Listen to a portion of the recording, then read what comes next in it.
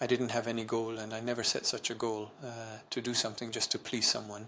I just say things as they are. Well, just now you were talking about the President of the United States. There were also questions related, for example, to the discussion of problems with the supply of new weapon systems, including long-range, high-precision systems like Tomahawks and so on. Well, as I already said, this will lead to the destruction of our relations, or at the very least of the positive trends that have begun to emerge in these relations.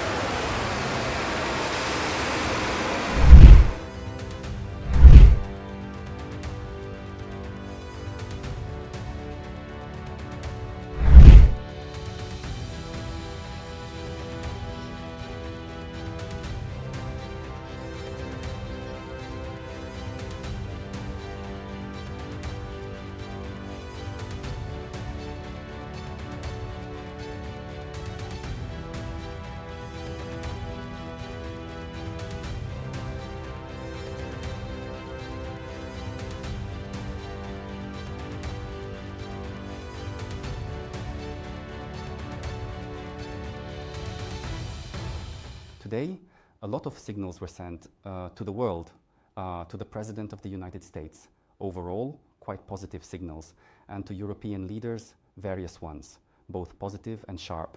So is there hope that any of them will hear you? Well, I just honestly and openly laid out certain situations, the essence of the issues and how I feel about these issues. But it's up to my colleagues how they choose to respond to that. I spoke sincerely and honestly as things really are, how it actually happened and how I would like to see the situation develop. But at this point, it depends on the position of those people we talked about today, one way or another. Well, some people will like something, others won't. I didn't have any goal, and I never set such a goal to do something just to please someone. I just say things as they are. Well, just now you were talking about the President of the United States. There were also questions related, for example, to the discussion of problems with the supply of new weapon systems, including long-range, high-precision systems like Tomahawks and so on. Well, as I already said, this will lead to the destruction of our relations, or at the very least of the positive trends that have begun to emerge in these relations. So I say what I think, and how things will turn out depends not only on us and not only on me.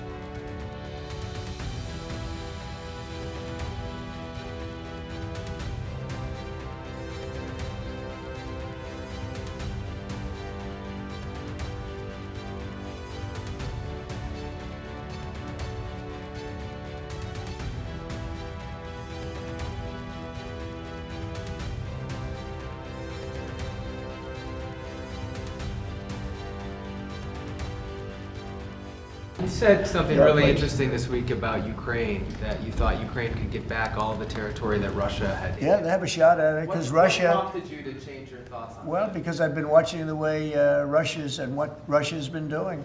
I'm very dissatisfied with what Russia's doing and what President Putin is doing. I haven't liked it at all. He's killing people for no reason whatsoever. And they are doing very poorly, considering they have put it all out on the line. Their economy is going to hell. They're bombing the hell out of everything, and they're picking up a very little territory, if any. In fact, they're losing some territory.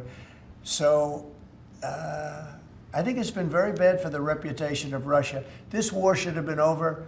If this were our war, we would have had it over in 1 week. And they're getting into fourth year, Jeff. They're getting into the fourth year now. 4 year of fighting, and you see what they've taken. In the last month, they've taken very little, and you've been reporting on all the bombing, all the drones all over the place, 900 drones coming into certain areas like Kyiv in one night. And with all of that work, they've taken over very little. So now I'm very disappointed in President Putin.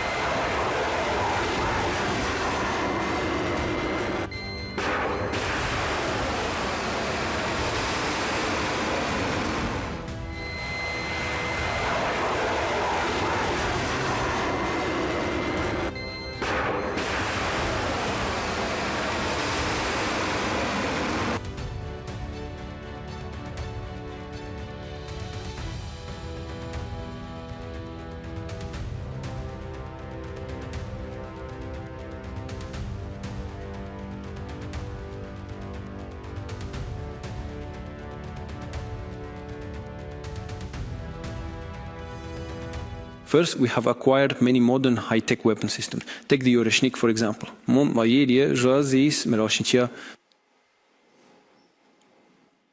Oreshkin, but Oreshnik. And not long ago, we showed that such types of weapons are not strategic.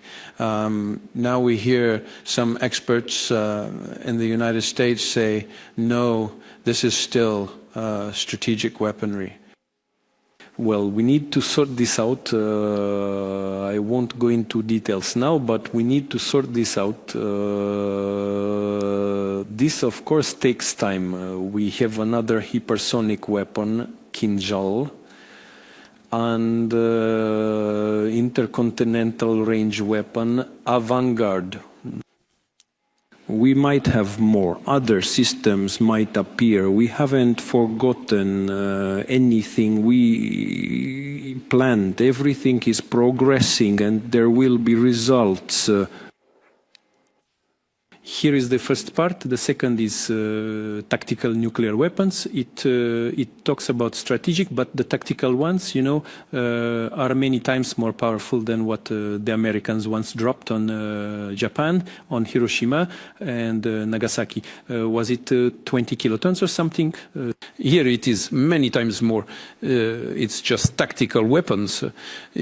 And you see, there are also pitfalls here. We are not deploying it anywhere.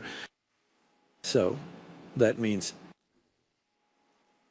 in Belarus, yes, except for Belarus. And the Americans have it all over the world, throughout Europe, in Turkey, everywhere. But we have more of it.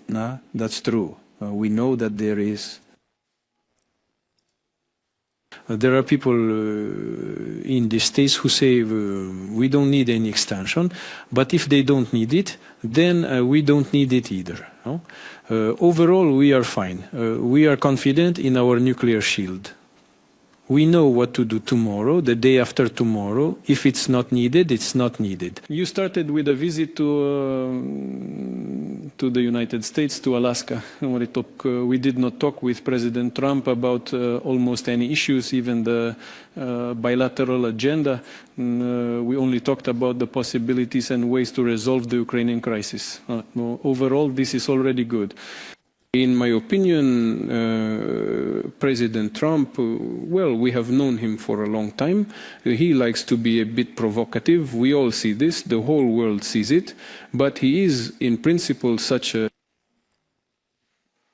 person who knows how to listen. Strangely enough, listens, hears, responds. So, in principle, he is quite a comfortable conversationalist, I would say. That's it.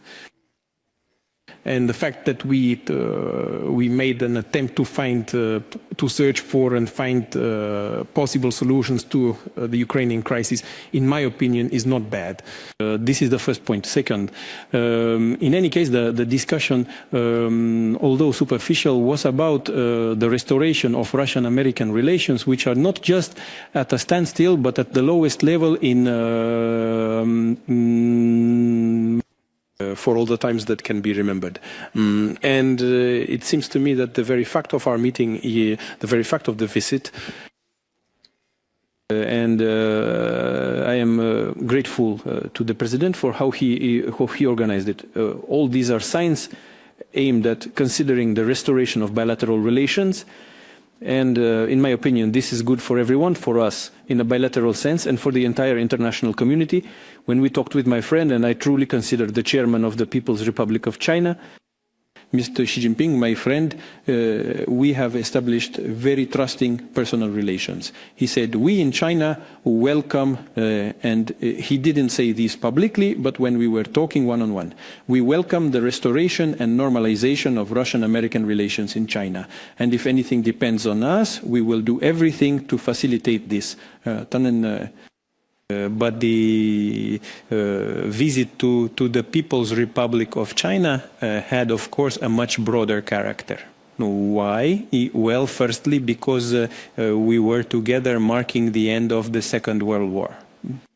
As a result of this joint struggle, Russia and China, Russia primarily in the fight against Nazism, and then together in the fight against Japanese militarism, made a huge contribution. I have already spoken about this. It is enough to look at enormous human sacrifices that Russia and China made on the altar of this victory. That is the first point. Second, still it is, of course, from our side, just as from China's side, when the chairman came to the celebration of the 9th of May in Russia. This means that we remain in the spirit of this alliance. The visit to China had such a global, fundamental character. And this allowed us, of course, on the sidelines of these events to discuss the situation in the world, synchronize our watches, talk about the development of bilateral relations in the economy, in humanitarian areas, in the cultural sphere, and in the field of education. We have now decided to declare the upcoming years as the years of education. What does this actually mean? It means that we want to are working and will continue to work with young people, and this is look into the future. I highly value the results, and in my opinion, it was another good step forward in the development of our relations. Vladimir Vladimirovich, it seems to me that you are the first world leader to call Trump a comfortable interlocutor. People say anything about him, but not that. You know, I'm speaking sincerely, right? I know we all, as I said, like to engage in some showmanship, in my opinion. So, and raise questions sharply there. In this speech, I said he defends his national interests as he defines them. But sometimes, I will repeat once more, sometimes it's better to hear a direct position than some evasive words that are hard to understand. But I want to repeat this, not just to say some nice words. We talked for about an hour and a half, right? I expressed my position. He listened to me attentively, did not interrupt. I also listened to him attentively. We exchanged. The questions are complex, you understand? I won't go into details because that's not customary. He says, listen, this will be difficult to do. I say, yes. Well, yes, you see, we started discussing some details. We discussed, you see, I want it to be like this.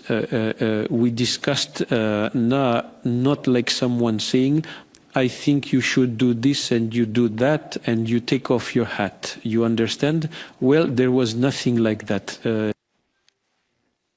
Of course, it's important for this to reach a logical conclusion to a result. That's true, but it's a complex process.